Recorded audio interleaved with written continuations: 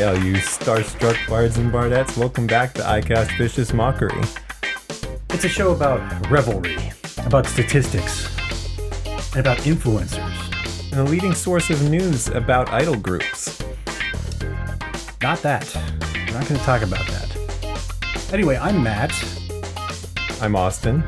And that look that I just got means that we maybe actually will be talking about idol groups. Yeah. So actually, no, I have a little bit of some homebrew. Okay. And that's kind of related. Okay, tangentially related. Yeah. Understood. I'll come up with how it's related later. Awesome. But right now, so listen to this. I got a little bit of a homebrew idea here. Okay. And I want you to maybe, now I didn't bring this up to you beforehand because I went like live. I want your live reaction. Feedback, can do. Mm-hmm. I want you to tell me like, why would someone use this?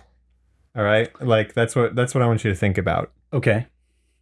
Ordinarily, mm-hmm. in Dungeons and Dragons, a long rest is about 8 hours. Mm-hmm. Some characters can do it faster, but a lot of the time they still need the full 8 hours or they stuff like that. Mm-hmm.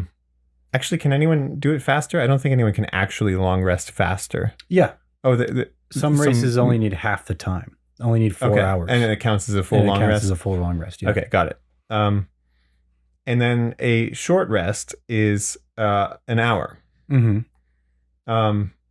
Now, I guess I'm going to assume, I don't know why somebody would listen to this if they don't want to know anything about D&D. Okay. Yeah. Yeah. But I'm going to explain it as though we don't know what long and short rests are for. So in the game, you're playing Dungeons and Dragons. Mm-hmm. You have limited resources. Yes. You've got your hit points are limited. Mm-hmm. You've got spells are limited. Some, so you can't just use spells all the time. And then there are certain other cool like feats that your character can use, and those are limited as well. Right. Some of them. It doesn't really, the specifics don't matter that much yet. Oh, you don't want me to talk about how like a sorcerer has, like at level 1, they have like 3 first level spell slots, and then when you get to level 2, okay, yeah, we don't have to talk about that. You're right. No, not yet, but we sort of do later. Okay, cool. All right. Now here's the thing.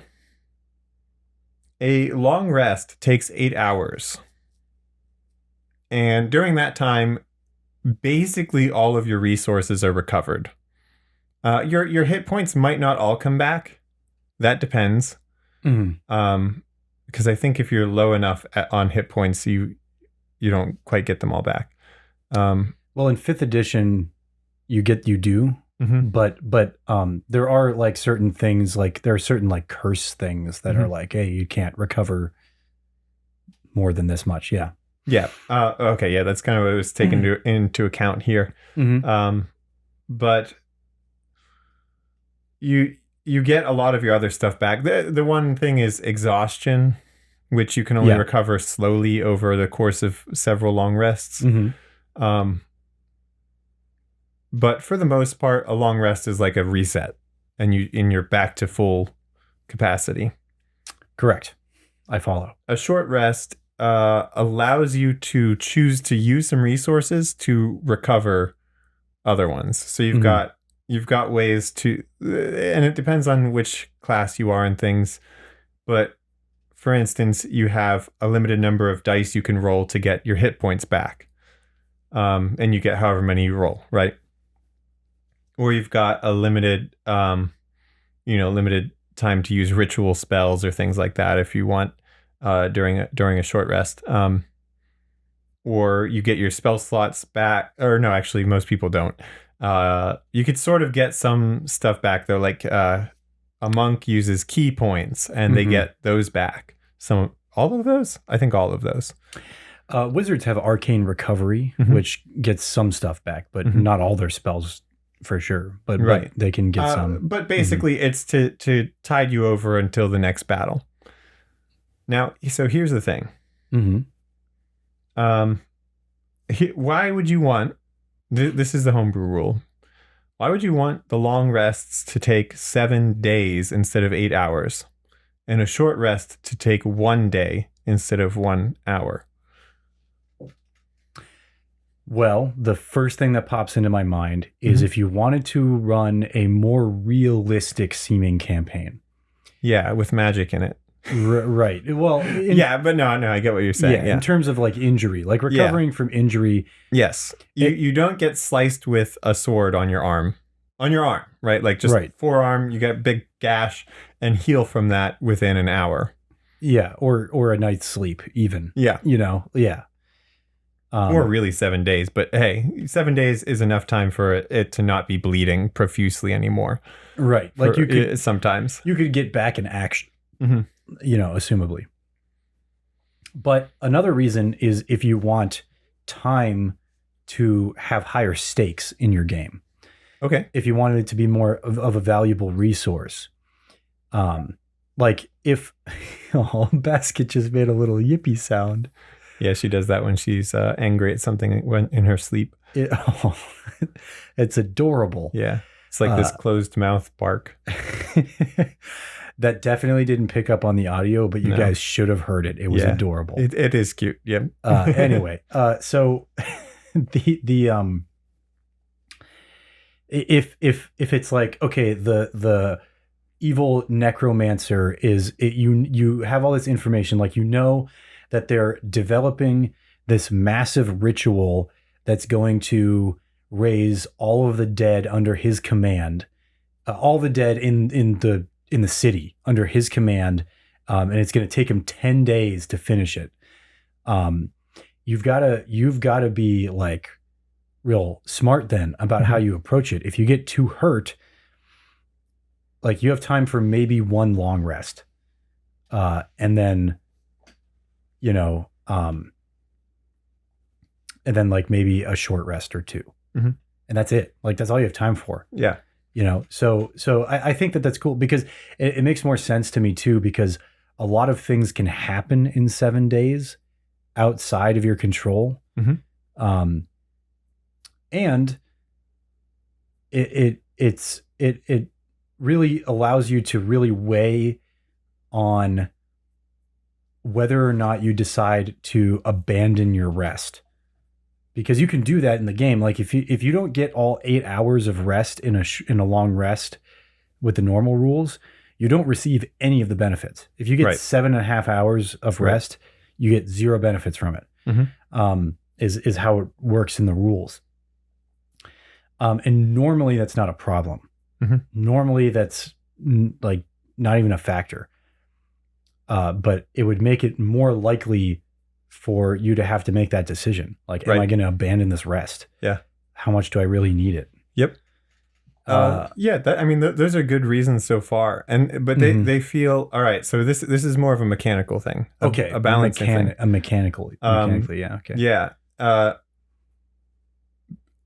Like, because those are good reasons for both, like, story, right? Like making it a realistic, like, high stakes sort of thing, and also for difficulty, right? This is actually a balancing thing. Okay. All right, is the idea, and it's related to what we talked about earlier. Think about how this would affect different classes and subclasses, right? So if you think about like who gets what back on what. First of all, even short rests are relatively difficult. Yeah. Like you're not getting a short rest while in enemy territory unless you're lucky. Then you're not getting a long rest there at all. No. And so, it changes what, like how each class has to approach different situations, right? And it also changes which classes are more or less effective in things in combat, especially because that's where a lot of this stuff gets reset, right? Or that's what a lot of it's for. This is the explanation that I saw. This is what somebody explained this the other way around. They were like, yeah, to make this happen, I do this with the rests. And their goal was to take the martial classes, the fighter, the barbarian, the sort of the ranger, but not really. Mostly the fighter and barbarian. Yeah. And make them better and more reliable in combat.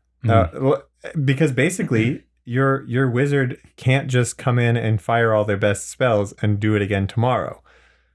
They might not even be able to do it again this week. You know? Like there's... Was that her or up there? Anyway, it doesn't matter. Yeah, I don't know. There was a weird scratchy noise. Yeah, we've got in a raccoon? No, I think squirrels. It's a squirrel? Yeah. Are there I never really paid attention. Are there tall trees around here? Are they getting on the roof or something? They do get on the roof, but I think they could just climb up the water pipe. I guess they just can climb stuff. Squirrels can do that. There is also one tall tree over there. I don't know if the branches don't reach the house, though. Yeah. Because otherwise they would have fallen on it by now. The tree's just been falling apart. That tree's falling apart. Yeah. People park next to it all the time, and I'm like, oh, I don't know about that, man. I wouldn't do that if I were you. But it's also not my tree, so I'm not too worried about what happens. Like, okay, it's up to you, I guess. Not my tree, not my car. Look, I'm not going to tell you how to live your life, man, but yeah. All right. So, but anyway. Okay. So I see what you're saying, though. It almost makes them more valuable. Yeah. Like you need to rely on them during combat. If you don't get the most out of them, then you are going to be burnt out by the time you get to anything important.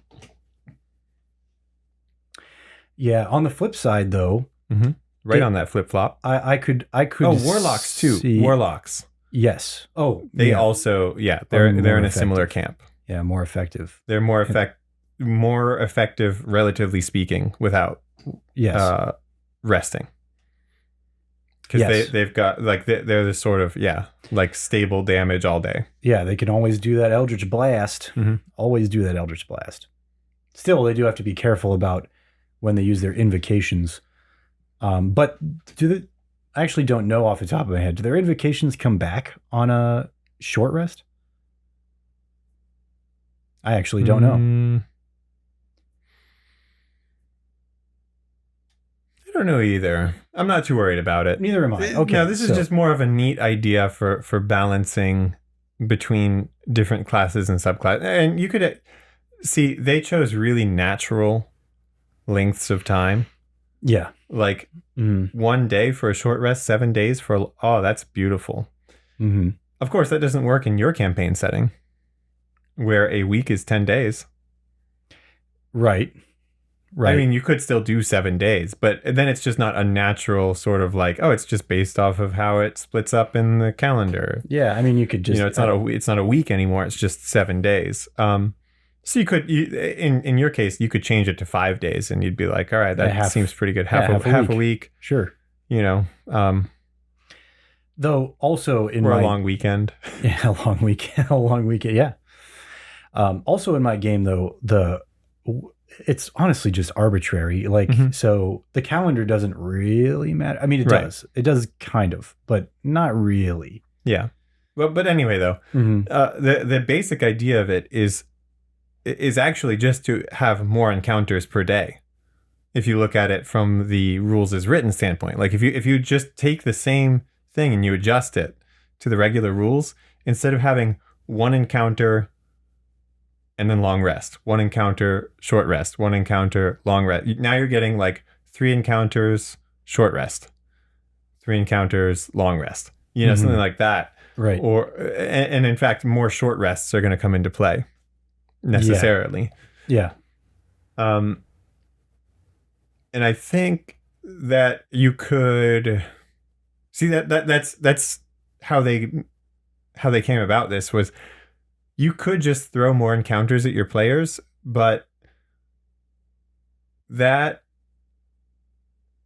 doing that seems to take away their agency in some way. Yeah. Right. Like if they can't dictate the pace to some extent, then, well, what can they do? right? Like, Mhm. you know, they're not making choices of when to rest or not rest. They have no choice. They have to just keep pressing on because you kept throwing stuff at them, right? And doesn't that feel like not as good? Isn't that weird? Yeah. There was something about that. Like, yeah, not letting the players dictate anything about it Yeah. doesn't feel right. Like I feel better about the idea of making the rests longer than I do about just throwing more encounters in. Yeah, it feels almost rushed too if you do that. Like things are just happening too quickly. It's interesting because it almost feels like approaching it the same way. Spreading it out also makes it feel more important. Yeah. And each encounter feels more significant because it's not all happening in such quick succession. Even though it in real time it probably happens at the same pace. Mm-hmm. The game time, I think, does have an effect on how you perceive the enjoyment of the game. Mm-hmm. Yeah, I think that's true. Now the problem I have with this, I do have a problem with it, is that it encourages the type of gameplay where you hoard resources. Yeah. Right, and that is not a type of gameplay that I like to encourage, like at all, because it's not fun. You definitely get people who end a battle with almost all of their resources, and then there's a rest afterward, and they're like, okay, well, what do I have all this stuff for then? Like, I kept all my spells. Like, why did I do that? But there's also like just people who won't. They don't feel like it's safe. They cannot use their spells. They can't spend their gold. They can't do anything. They need to keep it all because what in case, you know, just in case, like who knows what's going to happen. And I think that I mean, video games are the same way. Like that's how, when I was a kid, I don't do this anymore, but when I was a kid, nah, man, you don't spend those resources. Like I would, like finite resources in particular, or things that I perceived as finite resources, even if they weren't. Right. Like, even though logically speaking, like an RPG, the only RPG I played when I was a kid was Kingdom Hearts. But in a game like that, obviously, if you want to make like the best weapon in the game, they had like a synthesis thing. Obviously, the way that it works is there's one material that you need 3 of, and only 3 of them exist in the game, right? So like you can't, but 3 of them exist in the game, right? So like it doesn't make any sense to think this way, but I like found myself not knowing anything about the game. I found myself like, if I collected 3 of them, I wouldn't use them unless I found another one. Okay, yeah. For some reason. Yeah. Because because I would always think, what if I need this for something else that's even cooler that I don't know about? Yep. Because some games do that, but most games don't. But some games will make you choose how you spend that. Like, you can either get this or this. So Breath of the Wild, that's a great example. Because when you get your spirit, what are they called? Spirit orbs? When you get your spirit orbs, you can either spend them on hearts or stamina. And we all know what the right decision is. Always stamina. Every time. But, you know, spoilers for Breath of the Wild. There is a way to transfer them if you mistakenly put everything in hearts or something dumb like that. And you wanted to redistribute them. There is a way to do that. But that's a tough decision. That could stop people in their tracks if they think that there's no way to go back, you know? Did you actually do all stamina? No. Well, I the first time I played, I did perfectly even. Mm-hmm. So the first time I did heart, second time I did stamina, and every other I did it in that pattern exactly. And that was great, actually. For the first playthrough, it was great. And then the second time I played it, I didn't touch the hearts until I got all stamina filled up. That's that's how I always play it, just for fun. Yeah. Which had the extra detriment of not being able to get the master sword for a while. Yep. That makes it a little tougher as well. I did always sneak into the castle and get the Hylian shield immediately.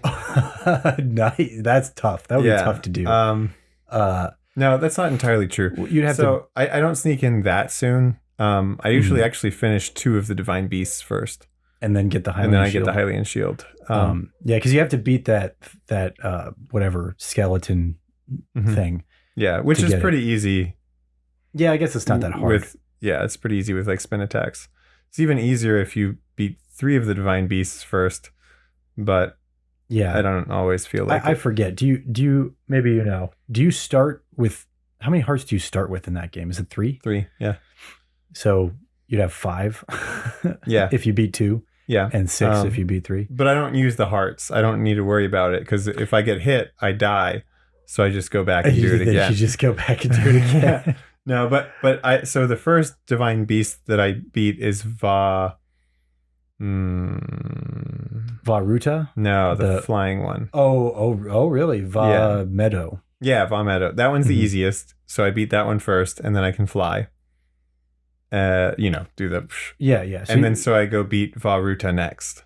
Okay. So I can go up the waterfalls in the castle. Okay. Oh, once I can go up the waterfalls in the castle, and you can fly, and I can fly, and you have plenty of stamina, I can sneak around and get whatever I want.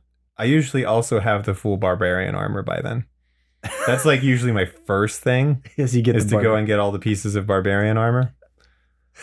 This is great. Yeah. I love that we're talking about this. Like, so what I usually do. Yeah. Because I don't know about you, but I've played through the entire thing at least 3 times. Yeah. Yeah. Yeah. I'm like, 2 normal, 1 like hard mode. I haven't touched hard mode. I haven't beaten hard mode. I did beat the Master Sword trials though. I was trying the Master Sword trials on hard mode, and that's where I've been stuck for. That's tough, dude. That was so hard. And I watched somebody do it on YouTube.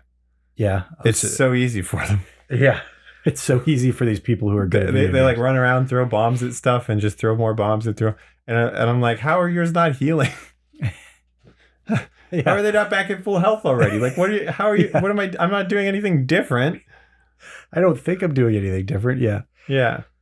Oh, that's right. I forgot that they heal in hard mode. Ah, dude. That's rough, buddy. And there's the silver Lionel on the plateau. Oh, which is hilarious. But anyway. Yeah.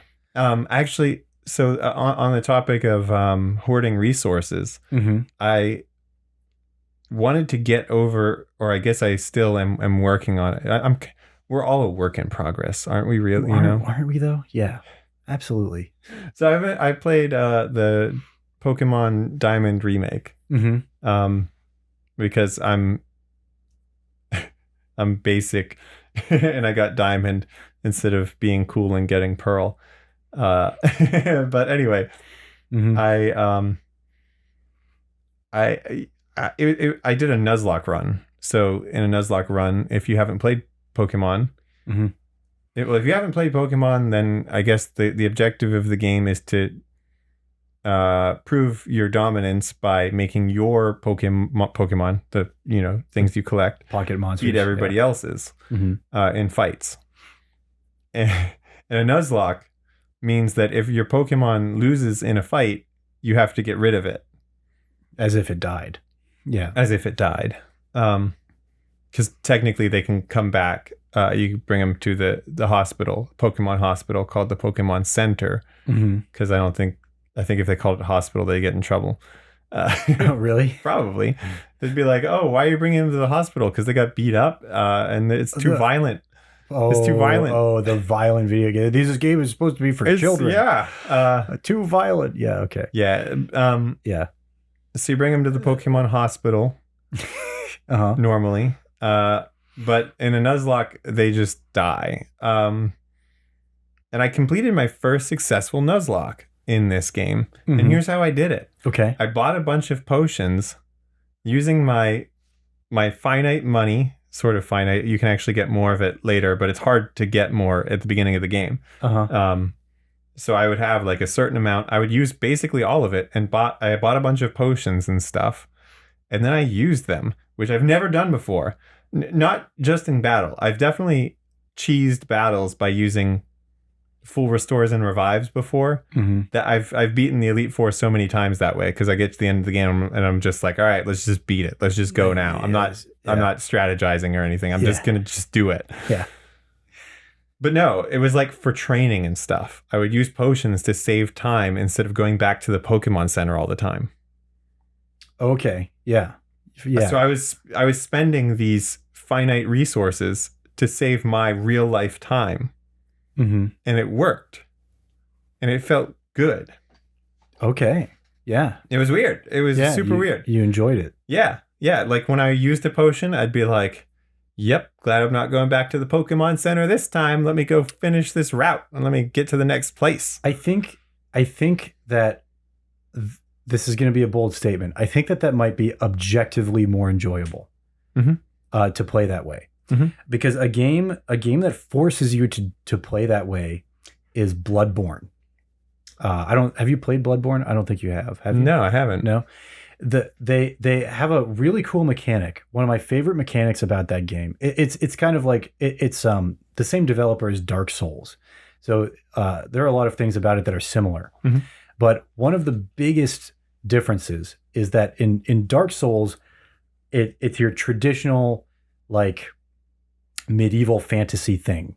Where you could do magic, but the most common strategy that works is you're a knight with a shield and a sword, and you block incoming attacks with your shield, and you attack, and you try to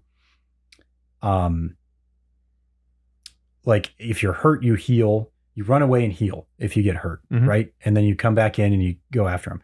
But in Bloodborne, right, you don't have a shield, so the only option is to dodge, but you can't dodge anything, or you can't dodge everything, I should say.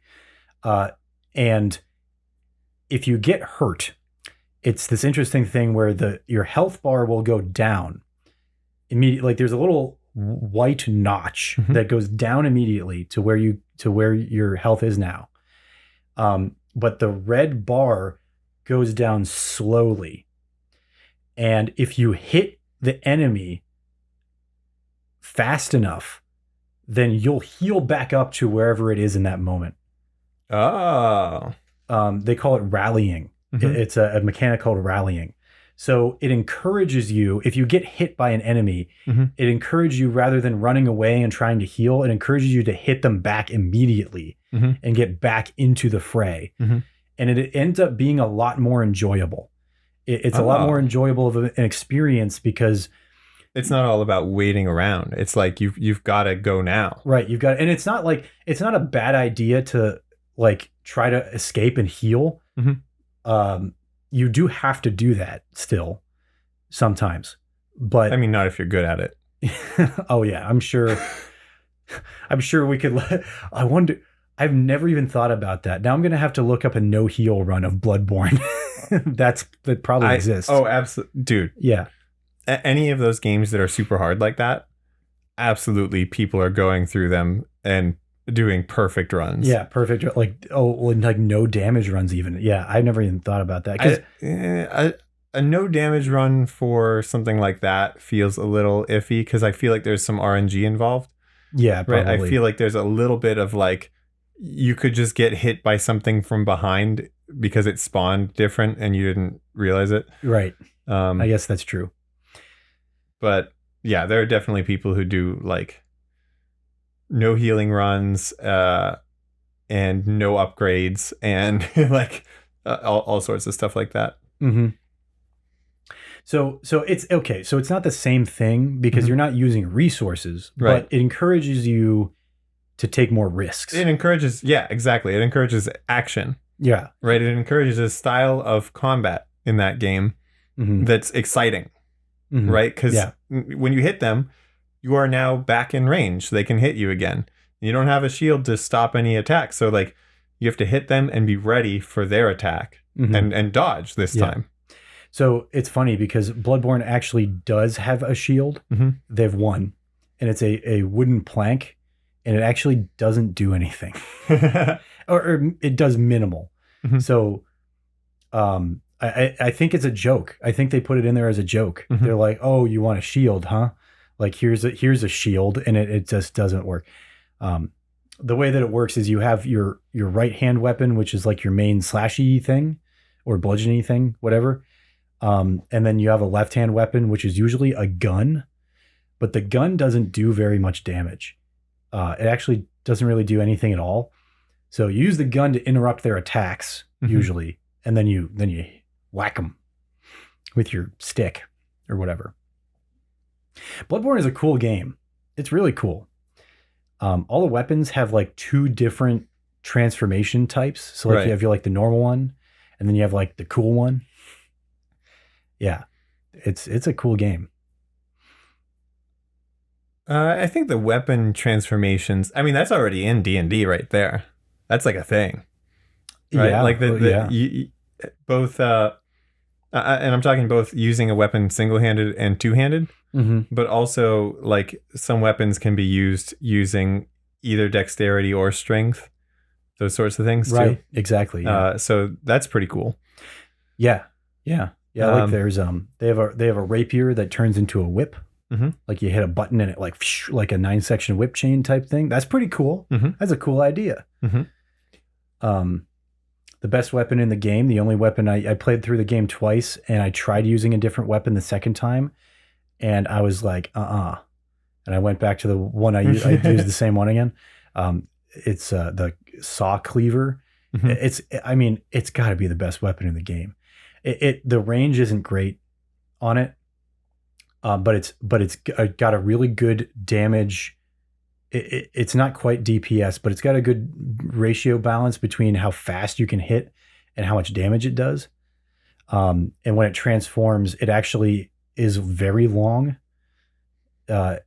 It's cool. It's like a saw blade, and it's got a curved handle around this way. So you hold that handle, and then when it transforms, it literally just flips open. So you can hit stuff further away. Oh man. Dude, I'm just geeking out about Bloodborne right now. Okay. One of my favorite things about it is you can actually transform it mid combo. So you like hit it twice normally, and then it has a completely separate animation for you to flip it open as you hit on the last one. It's so cool. Is that just that weapon, or do other ones do that? They all have their own like a weak to strong combo. Yeah, weak to strong combo. Yeah, that's a good way to put it. Yeah. I mean, I played a little Bayonetta, so I know a thing or two. Dude, if you want to talk about combos, Bayonetta has some combos. Yeah, I've never played Bayonetta, but I know that's the thing about it. Yeah, same with obviously everybody's favorite action game, Lord of the Rings: The Return of the King. I thought you were going to say Devil May Cry. Does Devil May Cry do combos like that? Yeah. It does? Okay, that's what I But thought. Lord of the Rings did it better. Let's be real. Okay. I don't really have strong opinions, but... It's good. The Return of the King is like surprisingly good for like who knew that anybody was ever going to make a good Lord of the Rings game, because they've made some real crappy ones. Yeah, they sure have. They've made... I mean, there are crappy Zelda games out there. I mean, like, no franchise, I think, is safe from a bad video game. But it's rare for a film franchise to have a good video game. Yeah. Or at least it's rare now. It used to not be as rare because you could kind of just take a fun game and slap a movie on it. That's true. Now I don't think you can get away with that as easily. But they have. The most recent time was The Mummy the Tom Cruise mummy. Yeah, it was a great example of turning a problem into an opportunity. Yeah. Because they couldn't use Tom Cruise's likeness because some Scientology stuff where you can't he like has that in his contracts. Yeah. So no, I know exactly what you're talking about. Yeah, so you're a soldier, right? Mm-hmm. It's a 2D platformer. Mm-hmm. Which, like, you would not get that from the movie. Like, if you made a game based off of that movie, it would have been like a weird survival horror action game, right? And it would have been bad, terrible. Yeah, yeah. Because like, what mechanics are there in a movie, right? Like, there can't be that many. If you look at what let me think of a good example from a movie here. All right, let's talk about an Avengers one. Okay. Yeah. Here's a simple one. Avengers Civil War. No, that's not what it's called. What's it called? Captain America Civil War. Yeah. They're fighting, like, all the Avengers are fighting each other. Mm-hmm. And they just don't want to let a couple people get away. Mm-hmm. All right, that's a mechanical thing. Oh, yeah. Some characters are trying to escape. Right? And you're trying to stop them. Or you're trying to help them, depending on which side you're on. So there's two mechanics. Now there's the sides, and then there's the trying to help or stop the people escaping. Right. How many other mechanics are there in that movie? Well, like how many other things can be made into gameplay? Yeah, I see what you're saying. So there's fighting, and then there's certain people escaping. And that's like... That, yeah. I mean, like, there's like an espionage part where they like have to break in somewhere or sneak in somewhere. No, I guess they really don't because it's like abandoned. Yeah, it's abandoned. So they don't really. So they just show up. They just kind of go there then. Yeah. I guess, well, let's explore this possibility. Mm-hmm. I'm thinking now it's possible that anytime that there's conflict in a movie, there could be mechanics. Yeah, but it's tough because a lot of times in movies the conflict is like emotional, like in Civil War, right? So that is not represented very well in video games because you can't use a controller to control emotions, right? Exactly. Yeah, you can only do physical action with video games, and anytime that emotion is used mechanically, it's by proxy of physical. Either represented physically or you hit X to be sad or, Yeah, like, exactly. Like you can give them the angry response with A. Yeah. Or the sad response with B. Yeah, or the happy response with X. Yeah, right. Yeah. Right. Yeah. So. And they're never quite exactly what you expected them to be. Yeah. It's one of those. You're like, all right, I'll use the angry response. And then your character's like, I'm just mad, man. And you're like, what? Come on. I'm just mad. Is that all you got? I'm just like really mad. I'm angry right now. Just stop being so mean. I'm angry. What was the sad response then? Yeah. Like that's their character is that they are sad. Yeah. But they also can represent the other emotions via their sadness.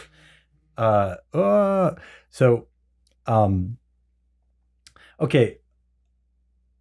Here's an interesting just thought. Mm-hmm. This has nothing to do with what we're talking. Well, it's tangentially related.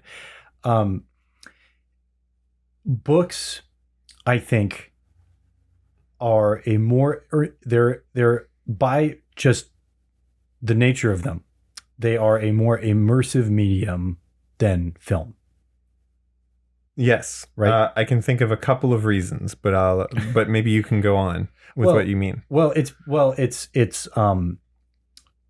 no matter what the literary, professors in the world say, books are at least somewhat subjective. Because the way that you imagine what's happening in the story is going to be at least a little bit different than how other people do. Indeed you can imagine. Right, which I actually have trouble with. But So the way that you experience it is at least somewhat subjective. The way that you experience a film can be subjective, but less so. Less so, I would say. It's more just objectively presented to you. Mm-hmm. Well, besides that,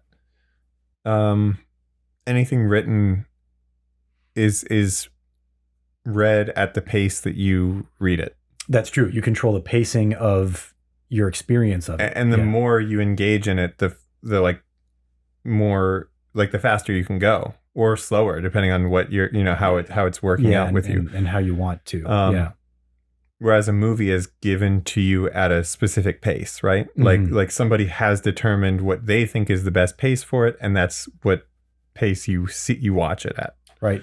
I wonder if that's why these you know what? I bet that has a lot to do with like the streaming services like Netflix and Disney Plus and the not so much Hulu, I don't think, but like the ones that actually make their own shows. Mm-hmm. All the shows that they're making are they're technically television in that they're serialized by episode, mm-hmm. but they're also kind of like film because the episodes are varying in length, mm-hmm. and the whole experience is pretty long. Right. But it allows, and a lot of the time they release it all at once. And they release it all at once. Mm-hmm. Yeah. So they're not, they control sections of the pacing, but ultimately you control the overall pacing mm-hmm. in that way. I wonder if that is what makes that a more enjoyable experience, because I like that style of presentation of mm-hmm. like film, basically. Well, I do think that because film is so tightly put together, mm-hmm. I think you can do things that you can't do with a book. That's true. Like I think that I think if you find the perfect film for you, mm-hmm. it will have a greater impact than the perfect book. Do I really think that? I'm sort of just putting this together now. Yeah, I don't know if I will Not agree. that there is like maybe a perfect film for you. Maybe that's the thing. Like a book is easier to place yourself into and sort of relate with, right. Whereas a movie, it can't quite resound with you completely. It's like, I think that's almost like saying, there is a perfect person to spend your life with.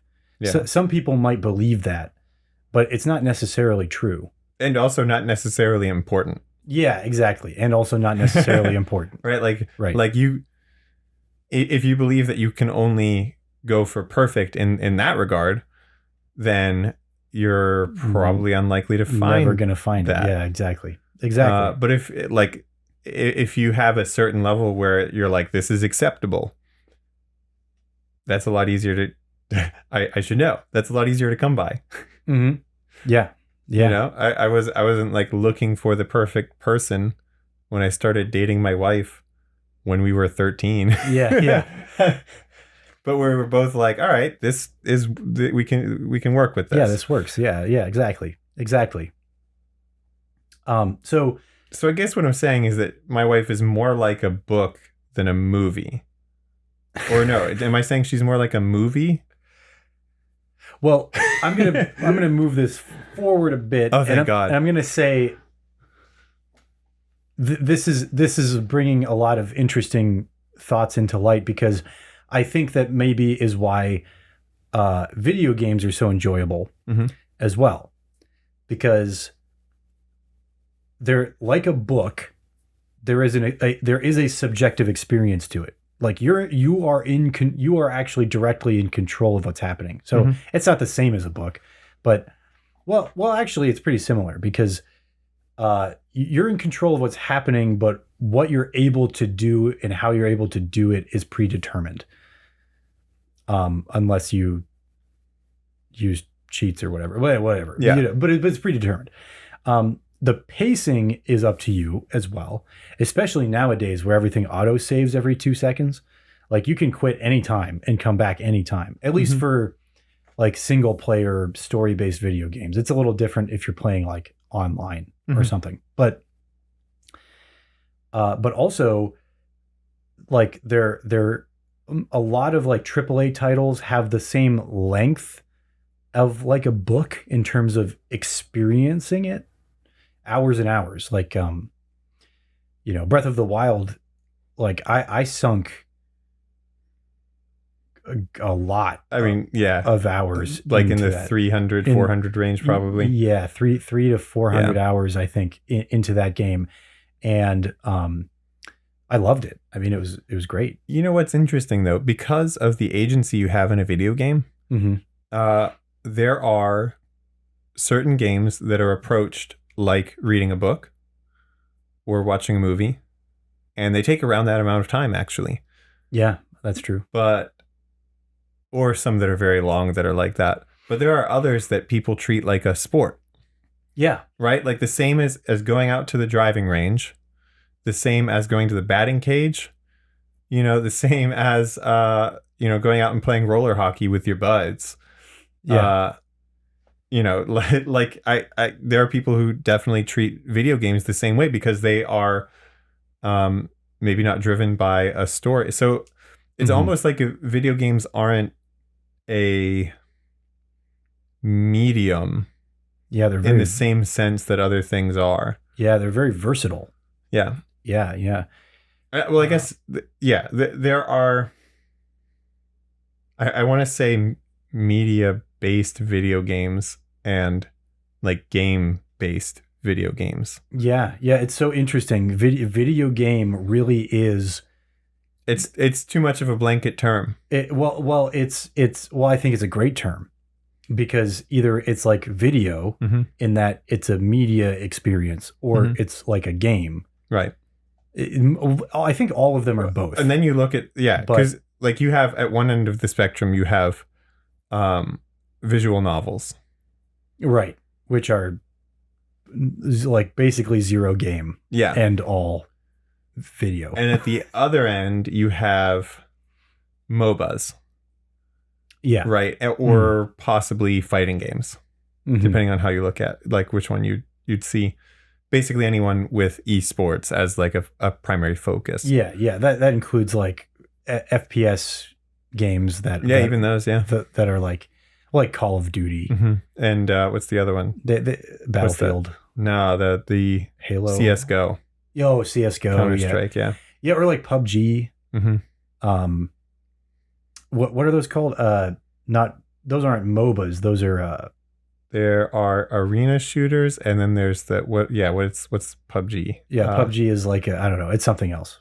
Yeah. I don't know the term, but a Fortnite-like. Yeah, a Fortnite-like. Was Fortnite first? No. Okay. No, I think PUBG was first, but then Fortnite took over because it was free. Yeah. And then PUBG became free. And then people got mad, I think, because they had bought it. Oh, yeah. Well, of course you would get mad if you bought something and then it turned out to be free like a month later. Yeah. And there's also, oh no, it left my brain. You said the thing about being mad that it was suddenly free. And then I was like, oh, a music artist that I really like just released an album like a couple weeks ago. And then she just released a new song the other day and it was on that same album. But if somebody bought that album before she released that song, they would just be missing out on that. And then it's like the similar kind of situation. Huh. Yeah. Because she just put it on the album. Yeah. Like she released the song later and was like, I'm just going to put it on. Was the physical album released first? I think so. It was on Spotify like at least 2 weeks before she released this song, the new song. Probably more than that, almost a month, I think, actually. Anyway. I never thought about that. Oh my God. See, now I need to get the physical Asian Kung Fu Generation albums. Yeah, I have even more of an excuse now because I feel like some of their songs will get added or removed. There is one particular song that for the longest time I couldn't find anywhere. Oh, really? Yeah. Yeah. And it's one that I listened to a bunch of times when I was younger on YouTube. And now I could only find the crappiest re-uploads. Just the worst. Like, I don't know how they did it, but they took the video signal out and put it through a strainer. Yeah. And then they peed in it. Okay. And then they put it back into the computer. Like, I don't know how they did this. It's a mystery. It's a mystery. Because that's what it looked like. It was like all yellowed and stuff. That was partially a joke, but also that's what it seemed like. Yeah. Imagine if the video signal was just obliterated and then somebody peed on it. That's what it looked like. I don't know how they did it. Maybe they put a filter on it on purpose to make it not get copyright claimed or something. Not sure. I doubt it worked. Oh, yeah. I've had that too, where you look up a song on YouTube and it's like a little higher pitched and a little faster than it should be. Oh, there was one Asian Kung Fu Generation song like that. Yeah. That like I kept hearing it and it was always that way. And everybody complained about it in the comments, and I was like, yeah, but this is a really good song. Like this is really great. Are you sure it's Asian Kung Fu Generation though? It doesn't sound like it doesn't sound like them. Yeah. Yeah. So it is, I swear. I think I've talked about this before, but I'm going to say it again. There's a radio station. There was a period of time where I had a car that could not connect to Bluetooth or like a phone or anything. It only had a CD player. That was it. So I listened to CDs sometimes, but I found myself listening to the radio actually quite a bit, which like nobody listens to the radio anymore. But there is a radio station, I won't out them right now, but there is a radio station here that they play pop music. And there was a song that I really liked that had come out recently at the time, and it played on all the pop stations. So I would cycle through all the pop stations, and whenever it would come on this particular one, I was like, this doesn't feel, I listened to the song so much that I started to be like, this doesn't feel right. Like something about this doesn't feel right. It started out like that. And then eventually I realized that it was ever so slightly faster. Like they sped it up. They like literally sped the song up by a perceptible amount, but I think just barely perceptible. And only because I had listened to it so much did I know that it was sped up at all. And they cut one section of chorus in the middle, just removed it completely. Again, something you might not notice just listening to it. And I wonder if it was the station or if that was like an alternate radio edit for certain types of stations. No, it was the station, and I know it was the station because they were the station because they did this with other songs too. Because I started looking for it. They do it with every song actually. They don't necessarily cut parts out, but they speed up every song slightly. And it's because I think it's because of radio laws. So when radio stations, I think, are they are legally obligated where every so often they have to say their like radio code. I don't know what it's called, but like, this is WJRC, the loser, whatever. I don't know. It's cool. So they have to do that every so often. And to stay competitive, I think that there is a blanket, like every this much amount of time, they have to play ads. And I think that's actually the same on every radio station. And I think they all just do it that way. I think that they must all have an agreement to just do it that way because otherwise nobody would want to advertise on them. I don't know. Anyway, they objectively play more music every hour than any other radio station because they speed everything up. And in an hour span of time, they can fit one or two more songs in there in that hour block just by doing that. But once I realized that that's how it was, Mhm. I was like, I'm never listening to this radio station again. Yep. Man. But isn't that wild? Yeah. And most I don't think most people would ever notice that. I had no idea. Well, was it crazy? It was just, well, how often you listen to the radio, you know? Man. Let me ask a different question. When was the last time you listened to the radio? It was a couple weeks ago. So, because Yeah. sometimes in Anna's car the radio's on. Yeah, exactly. Like, but My car's radio doesn't work, so I oh yeah, well, I don't listen. I either just don't listen to music in the car, or it's straight off my phone. Not like phone into the speakers. There's no aux jack, or there might be. I don't remember, but the whole stereo system doesn't work. So Nice. it's just like I put my phone on my lap, and you just listen. and that's where I think it's definitely been over a year since I've put the radio on. Mhm. The last job I had, the radio played there. So I guess technically the last time I listened to the radio, I'm not going to count just walking into a store just because you're a captive audience. But I think that working there, I'm going to count because I was sort of subjected to the radio for such a long amount of time. yeah. So that was the last time I think I really listened to the radio. Was it the radio, or was it like one of those store things? No, it was actually the radio. Because I know this because they played a station, they played a college station, which the college stations don't have to play ads because get this, they can play all their music for free. They don't have to pay for the music they play. Did you know that?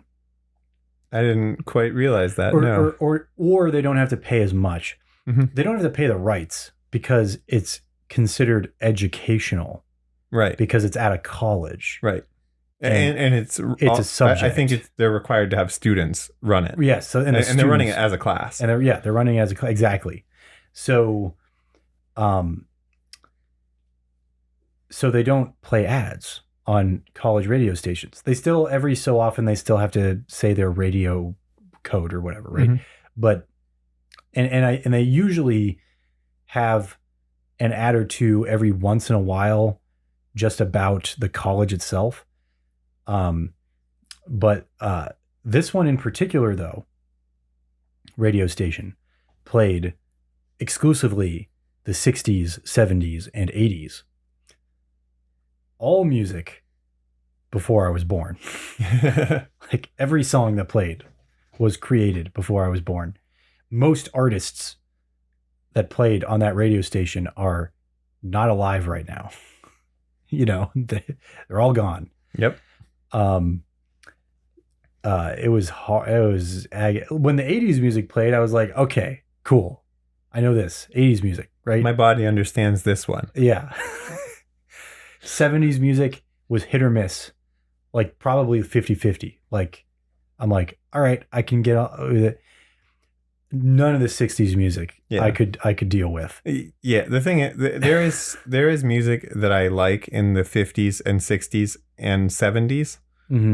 It is not the same music that people are nostalgic for in those times, right? Yeah. Like it's not the same music that people want to hear on the radio. Exactly. In those decades. And so I'm just out of luck, I guess.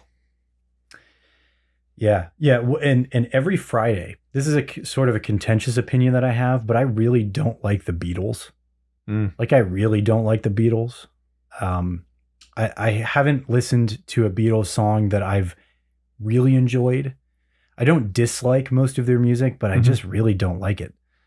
And every Friday was the Fab Four Friday, where they played the Beatles all day. Yep. That was tough. Yeah. So the Beatles are a tricky one for me personally. Because, well, actually, there are songs of theirs that I definitely do enjoy. But there are enough that are like I get, there are a bunch of experimental weird ones, and I get what they were going for. And I don't think that they perfected it yet. But I could see why somebody at the time would have been so excited by it that it still feels exciting to them to listen to that. Or even somebody, shortly after that. And I definitely see stuff like that in much more modern music. And I'm like, okay, I get it. This is the same thing as what excites me about this music or whatever. Okay. Yeah. I've never thought about it that way before, but I see what you're saying. Mm-hmm. But there are also songs by them that just like, nah, yeah, not for me. Which is, I think, the case with most artists and bands. Like it's rare to find one where every single song you're like, yep, that is exactly a perfect match for me. Yeah, I think when you're young, in especially middle school to high school age, I think that you're a lot more prone to finding something that does that for you. Yes, this is a thing. It's an Adam Neely video. I'm going to put it in the description. Okay, cool. Yeah, that will explain it to you better than I can. and actually, when you put it that way, I can totally understand why people would love the Beatles if that's what they listened to when they were young. Because I talked about this before on the show. I have tickets to see My Chemical Romance. That was my favorite band when I was a kid. And that is a band where every single song that they made, I have listened to, and I like all of them. They don't have a single song that they have made that I dislike. That I like some more than others, but I like all of their songs. Right. Still to this day. But I don't think it's because I like music like that anymore. I don't think I do. I just like them because they were my favorite band when I was a kid, when I was most influenced by that kind of thing. Yeah, if somebody else came along and was almost an exact copy of My Chemical Romance, but didn't actually copy them in any way, but like just had that same sound and everything. Right. Honestly, I think people our age who are into My Chemical Romance would say that these are like some hipster frauds who suck and should go get a job. Yeah, even if they objectively sounds like very like perfectly similar to My Chemical. Yeah, I agree. I think that if I heard music that was just like their music, but not them, or it would suck. It would be awful to listen to. Right. Not because it's bad, but because it's like a caricature almost of what I remember. Yeah, exactly. Because part of what is so good about that music is the memory of it. Yeah, exactly. And what's so exciting to me, like going to see them is like a dream come true. Like I'm going to see them as and like close to 30, something guy, because I didn't get that chance when I was a kid. They broke up when I was in high school, and I never got to see them. Right. And so this is so exciting to be able to see them. So I can understand that, because like I know people who are older than us who are super excited to go see like Chicago. I think my dad went to go see Chicago at some point, like a couple like years ago. That'd be a fun one. Yeah. Yeah. You know what? A lot of okay. So here's an example. 70s music that I really jive with is Rush. Yeah. There are some of their songs where I'm like, not for me, but I can't see them live. Yeah. So Unfortunately. that's the sad thing, but right. But I found myself thinking, like, why would you want to go see a band like that? They're so old. Yeah. And like, well, what's attractive about this? What's going on? But I get it, because quite frankly, all the members of My Chemical Romance are super old now. or they're not super old. Are they in their 40s and 50s? They're in. Are they in their 50s? I think, or just 40s. I don't actually know. How old is Gerard Way? Oh wait, hold on. Sorry, I didn't actually. How old is Gerard Way? Oh my, he's 44 years old. Okay, so yeah. Well, he's only 4 years older than Dan, right? Danny Avidan. That's true. Yeah. So yeah, they're in their like mid 40s. Like That is definitely, that's dad territory though. Yeah, exactly. Like big time. Right. They're not the like. If I make it to 40, like from where I am now, that's an additional half of my life. Yeah. And then some. Right. Well, more. Yeah. Pretty well. Actually, almost exactly. Well, for 44, it's just a little bit more than an additional half of my life. Half of your life. Yeah, and we're like the same exact age, basically. So yeah, me too. So here's how I define this. This is gonna be a long episode where it's okay. As long as we don't run out of batteries. We might have disappeared by now. It's fine. I heard it turn off. Oh, you did? Like 30 minutes ago. Okay, it's fine. Yeah. Whatever. It's cool. Yeah. We're all good. I'll tell them about, because the power supply will let us shoot indefinitely. Right. So that's cool. I'll tell them about that later, though. Yeah. You're going to learn about the power supply later. Oh, yeah. Probably should have gotten another clap sync in the middle. It doesn't matter. Anyway, the way I tell if somebody is old is I figure out how many siblings older or younger than me they are to see if they're young. Because in my family, siblings are an average of 3 years apart. So if somebody is 6 years older than me, that's 2 siblings older. They're old enough to be my brother's brother, older brother. Yeah. Right. In which case, like, that's a lot older than me, but not crazy. Like I could have known them as a kid and we could have gotten along, but like we wouldn't have been that close, necessarily. Not in the same way that like close friends of the same age are. Yeah. We could have been close, but just not like, we wouldn't have been best buddies who shared secrets or something, that would have been weird if I was that young. And if somebody is 12 years older than me, that is 4 siblings old. That's not feasible. Yeah. In this scheme, like that's a little too much older to really. I mean, they could be a sibling that much older than you. That happens. Right. But it wouldn't feel like a sibling. It would feel like an uncle. Yeah. Right. Yeah, like an uncle almost, or at least a much older. It's like a cousin, really. It's when you're a kid, it's that like 16-year-old cousin. Well, we know a family like that too, right? Right? Because the I'm not going to say who they are, but yeah, we had a family like when the oldest son was 18, I think the parents were still having kids.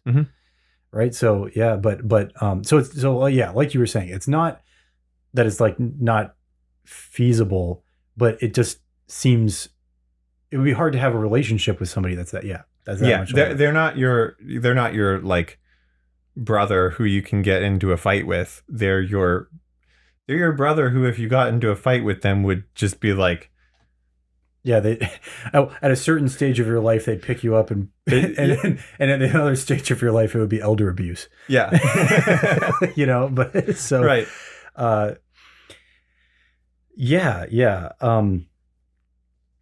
But that's also sort of thinking backwards, because like I have a sibling who is quite a bit older than me. And when I was young, I didn't have much of a relationship with them. But as you get older, it gets easier. But but now, that's all I'm saying. Like now, it's easy to relate and talk with them and stuff.